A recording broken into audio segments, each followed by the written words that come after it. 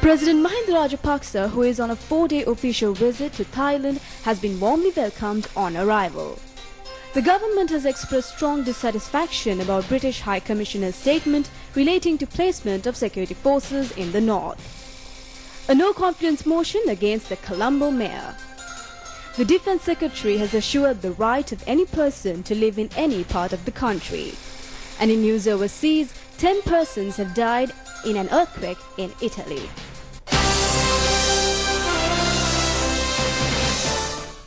Let's take a look at the news in detail now. President Mahinda Rajapaksa is on a 4-day official visit to Thailand. The president, who is making the visit as a royal guest of Thailand, was warmly welcomed on arrival there this morning. He has also been invited to attend as a special guest of a function to be held on the 31st of this month in connection with the 2600th Sambuddhatva Jayantiya. President Mahinda Rajapaksa arrived at the Swarnabhumi International Airport in Thailand this morning, starting a 4-day official visit.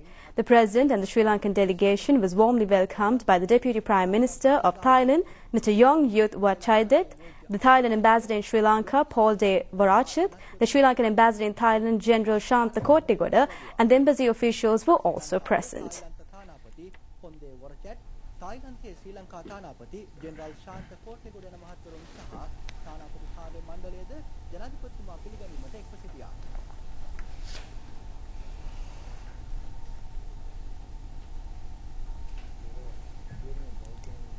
The Sri Lankan ambassador for Thailand, Cambodia and Laos, General Shantha Kottegoda, said that the president received the invitation to participate in the international Vesak function, which is being commemorated by all Buddhists throughout the world. There are also other objectives relating to this visit, and this includes signing of several bilateral agreements between the two countries. Although Thailand, which was formerly known as Siam, is situated 2,400 kilometers away from Sri Lanka, both countries have very close relationships in the ancient times. Siam got nourished by Theravada Buddhism after it was invaded by the Emperor Asoka. Both countries had very close religious ties since the ancient times. The population of Thailand amounts to 64 million and the land area is 513,000 square kilometers. Thailand is the 20th most populated country in the world and 95% of Thais are Buddhists. Thailand, which is under industrialization, is a major tourist country as well. Thailand is also the world's leading rice exporter.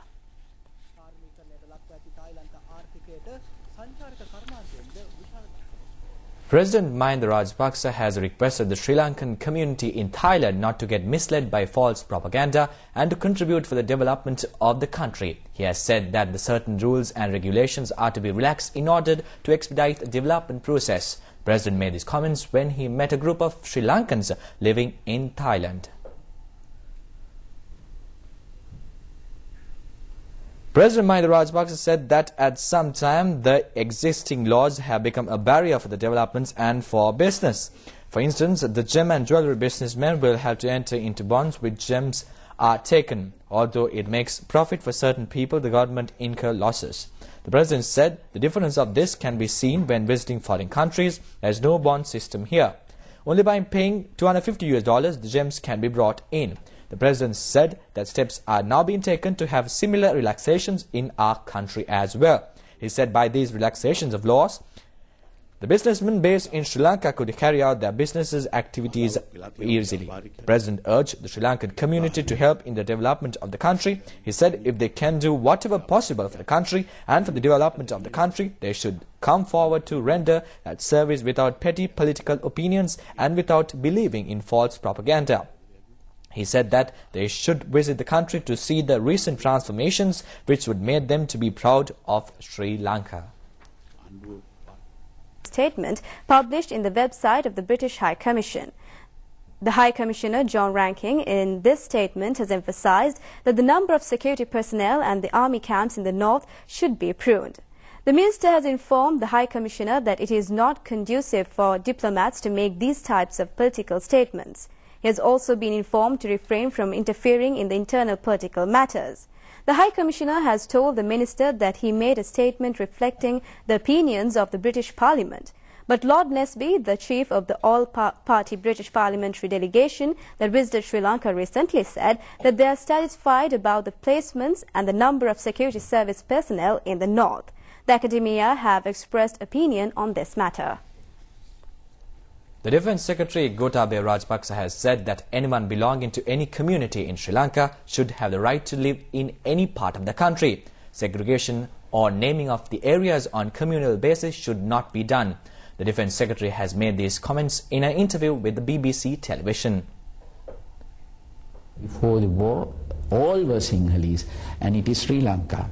Any Tamil officer should be able to work in any other place, like what is happening today. There are a lot of Tamil officers working in Colombo, working in Galle, working in Matara. Similarly, the Sinhalese, the Muslims, should be able to work in the north. It is part of Sri Lanka. So would you accept that the north of Sri Lanka should be seen as a predominantly Tamil place? Why should be that? If the south, say I come from Hambantota, when I was small, I didn't see any Tamil family in this area. But today, there are so many Tamil families. Why? So then why can't it happen same thing in the north?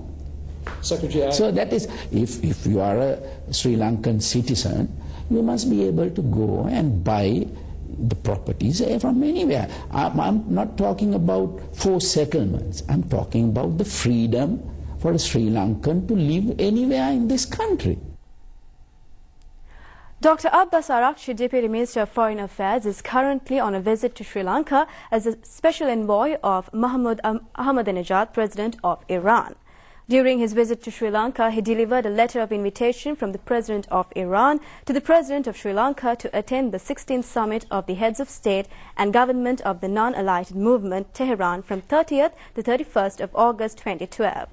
The Iranian Deputy Minister of Foreign Affairs paid a courtesy call on Nirmal Pereira, Deputy Minister of External Affairs, today and had extensive bilateral discussions. An Iranian business delegation also accompanied Deputy Minister Arakchi on this bilateral visit and had interactions with relevant business leaders to enhance Iran-Sri Lanka business cooperation. The group of opposition members in the Colombo Municipal Council has decided to bring a no-confidence motion against the Mayor AJM Muzammil. The reason for this is that the Mayor has been involved in many illegal activities during a short period. From the local government elections held in the last August, the United National Party secured power in the Colombo Municipal Council, and accordingly, Mr. AJM Muzammil was appointed to the post of Mayor. The opposition members in the council alleged that the Mayor is involved in various malpractices in collaboration with the UNP and opposition members. They point out that due to this, that the trust reposed by the residents of Colombo has been shattered. The member of the Colombo Municipal Council, Mohammed Maharouf, said that for the first time in the history of the Colombo Municipal Council, a mayor is getting an allowance of 10,000 rupees per month for his family. The monies are being collected in the Norris Canal Road, but no one knows under which foundation it is being collected, who gave power to it, whether there is a bond for that, whether there is an agreement in this connection. He said that the remaining details can be found in the no confidence motion.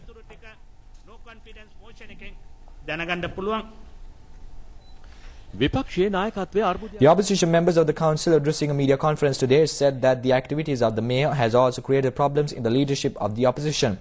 In agreement with the opposition members, Mohammed Maharouf has been proposed as the leader of the opposition.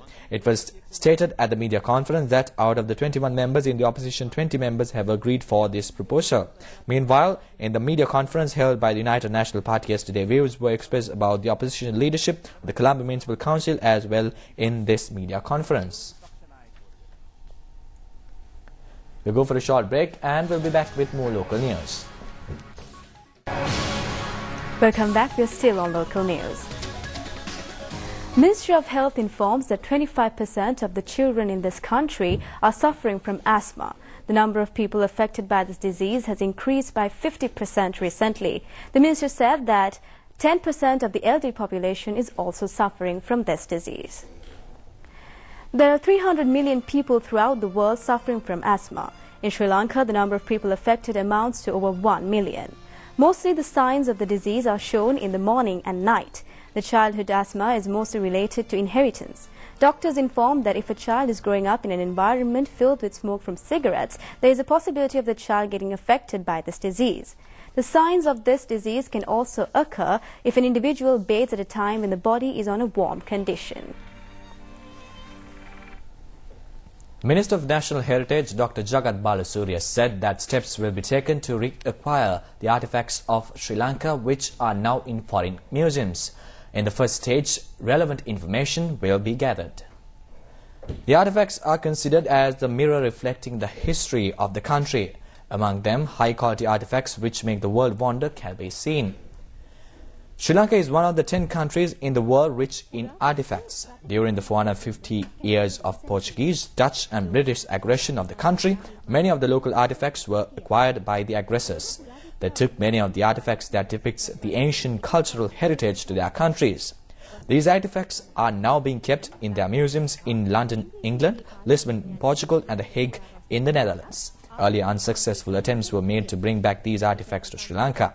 The reason was that if these artifacts were returned to Sri Lanka, they will not have sufficient artifacts to exhibition in their museums and that would also reduce their income. Director General of Archaeology Dr. Senarat Disanayake said that in the year 1940 laws were first introduced against taking artifacts out of the country.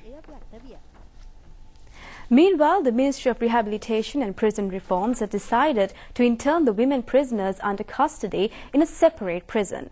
Mr. Chandrasiri Gajadira said that open-air prison being constructed at Pallekele will be used for this purpose.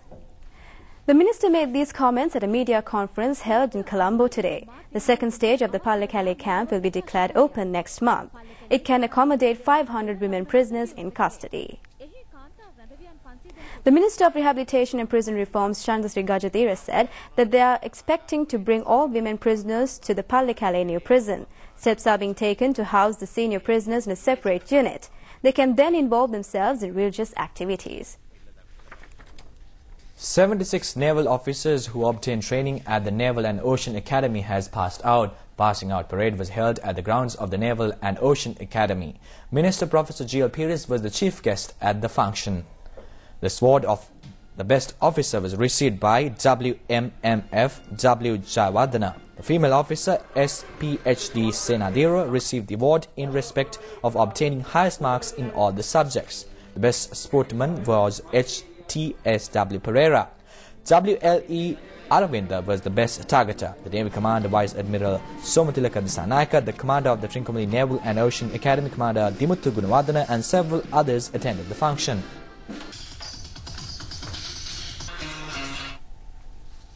Ministry of Health informed that a national plan to improve child and maternal health conditions is being implemented from today and it will be in operation until the year 2016. Sri Lanka has obtained first place in respect of child and maternal protection among the Commonwealth countries. Minister of Health Maithripala Sirisena said that a new plan is implemented to maintain the international position and to improve the quality further. The government provides 100% prenatal protection for pregnant mothers. Although the mortality rate of Sri Lanka is very low, there is variation from district to district. Under the new plan, steps have been taken to provide equal service to all districts. The Ministry of Health informed that special attention will be focused on the people in the states and those who were resettled in North and East recently. Various researchers have revealed that the cause of most of the non-communicable diseases starts in the womb of the mother or just after the birth of a child. The minister said that necessary allocations will be provided to fully implement the new plan and the required human resources will also be provided. The devotees will be able to worship the relics at the Gedike Rajamaha Vihara in Askiria Kandy on the Poson full moon Poya day. The exposition of the relics will be held at the Tantrimale Poson festival organized by the Sri Lanka Rupavahini Corporation. The relics will be taken to Tantrimale from the Rupavahini premises on the 3rd of next month. The motorcade will pass through Kurunagala, Dabula and Kakirava roads. The chief incumbent of the Solus Mastanya, Venerable Vendarwe Upalitera, said that the relics can be worshipped at the Tantrimale Rajamaha Vihara after Gilampasa Puja on the 3rd. We'll go for a short break and we'll be back with foreign news.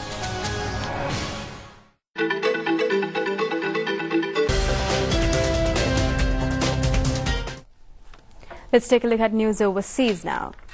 A new earthquake has struck the Emilia region in northern Italy, killing at least 10 people and burying several others under rubble. All the deaths were in the Malani area. Today's tremor, estimated at 5.8 magnitude, hit the same region where a quake 10 days ago killed 7 people and destroyed many buildings. Milan and Bologna were shaken too. Some buildings damaged by the larger 20 quake have now collapsed in Mirandola, Finale Emilia, San Felice and Cevezzo. That quake measured 6.0. The quake struck 40 kilometers north of Bologna and 60 kilometers east of Parma at a depth of 9.6 kilometers. About 7,000 people who fled that quake are still living in dozens of tented camps erected in public spaces.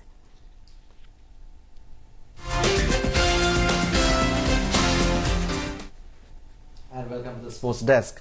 The Sri Lankan cricket captain Mahela Jayawardene has said that the Pakistan tour is a big challenge for his team, but they are prepared to face this challenge. Mahela made these comments in a media conference held in Colombo yesterday. The series has been named as Jazz Cup. It consists of 22 T20 matches and 3 Test matches. Sri Lanka cricket captain Mahela Jayawardene has said that this series is a challenge for his team because the Pakistan cricket team during the last 6 months has become very strong in all the T20 matches, one-day matches and Test matches. He said that the opportunity that the Sri Lankan team has got to play against them in Sri Lanka is a good challenge. He said that the same way Sri Lanka team played against England, this series should also be played. Thank you, Chanakya. Well, that's all the news we have for you for tonight. Thank you for watching. Take care. Good night. Good night.